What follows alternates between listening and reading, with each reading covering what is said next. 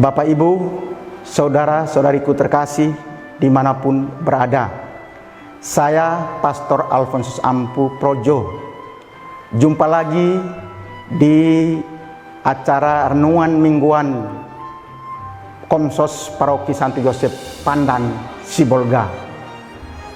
Kali ini saya akan mengambil bahan renungan saya dari hari Minggu biasa keempat, terutama dari Injil Tuhan kita Yesus Kristus menurut Markus bab 1 ayat 21 sampai dengan 28 dengan judul Menjadi Guru yang Sejati.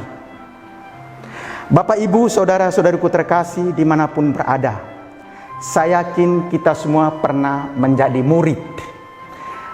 Ada yang murid mulai dari TK, SD, SMP, SMA, bahkan sampai dengan perguruan tinggi.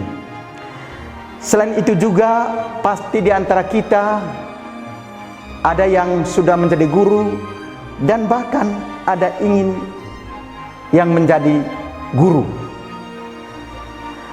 Tentu sebagai guru pasti punya pengalaman yang menarik. Juga sebagai murid pasti juga punya pengalaman yang menarik. Sekurang-kurangnya pengalaman saya ketika saya menjadi murid. Kadang-kadang saya mendengarkan pengajaran guru dengan baik. Kadang-kadang juga tidak. Kadang-kadang saya mengerti apa yang diajarkan oleh guru dengan baik. Kadang-kadang juga tidak. Kadang-kadang saya malas, ngantuk, dan lain sebagainya. Itulah reaksi saya ketika saya mendengarkan apa yang diajarkan oleh guru. Demikian pun guru. Ada seorang guru, teman saya, dia kalau mengajar tidak peduli apa reaksi, bagaimana sikap para muridnya. Pokoknya dia mengajar saja. Mau tidur situ, mau mengantuk, mau menguap, mau cerita, mau nulis-nulis, yang penting dia hadir di situ. Jangan ribut. Dan dia mengajar. Apakah dia mengerti yang diajarkannya? Tak peduli dia. Yang penting jam mengajar, dia mengajar, selesai mengajar, pulang. Begitulah. Lalu pertanyaannya, apakah ini yang menjadi contoh seorang guru yang sejati?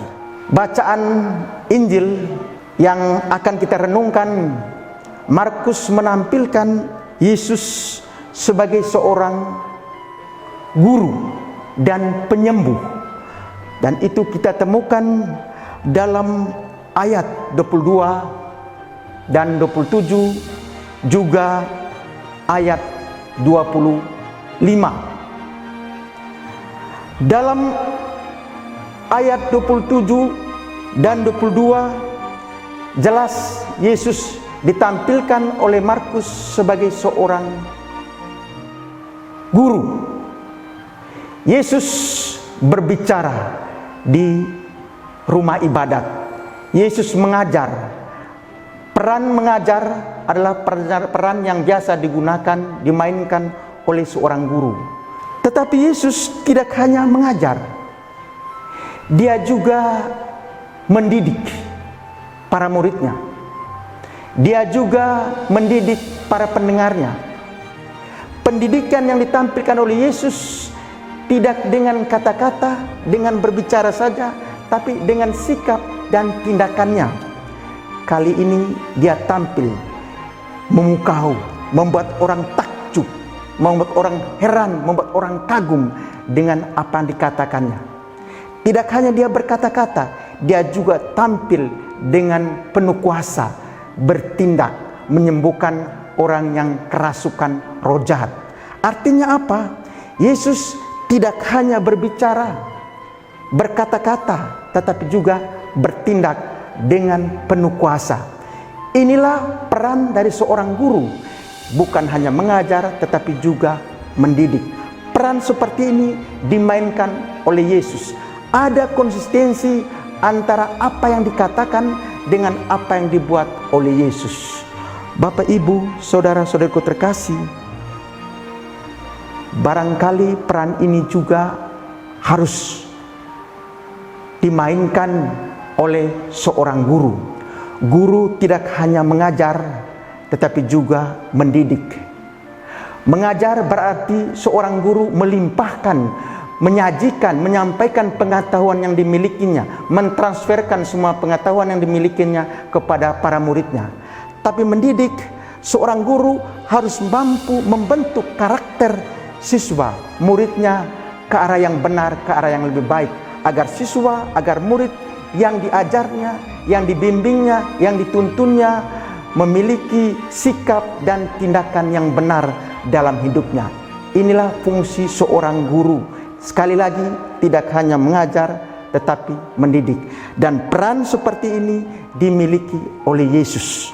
Bapak, Ibu, saudara-saudaraku terkasih, menjadi guru tidak harus memiliki ijazah dari tamatan sekolah formal, katakan sekolah keguruan.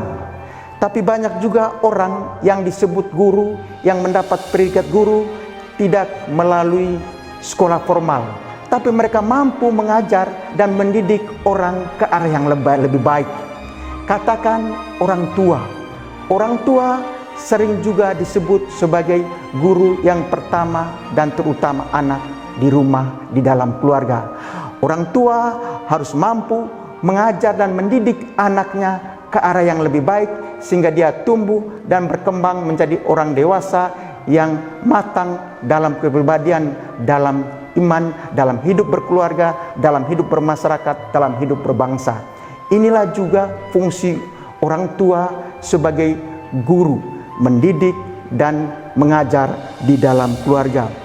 Juga kita semua, ketika kita mengajar, mendidik orang lain ke arah yang lebih baik, itu artinya kita mengambil peran sebagai guru. Guru yang mengajar, guru yang mendidik.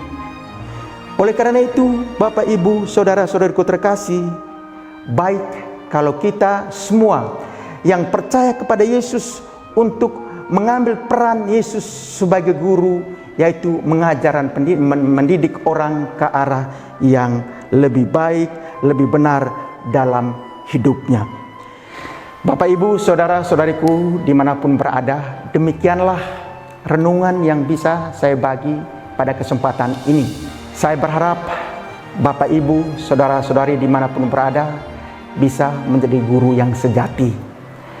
Tidak hanya mengajar, tapi juga mendidik anak-anak, saudara-saudara, keluarga kita, sehingga hidupnya lebih baik, lebih benar, sebagaimana Yesus sendiri. Tuhan memberkati. Bapak, Ibu, saudara-saudariku dimanapun berada, terima kasih karena telah menyaksikan renungan mingguan di channel Komsos Paroki Santo Yosef Pandan. Mari saksikan renungan selanjutnya yang dibawakan oleh para pastor setiap minggu di channel yang sama. Akhirnya saya mengharapkan Bapak, Ibu, saudara-saudari untuk tidak lupa memberikan like, komen, share, subscribe. Tuhan memberkati kita semua.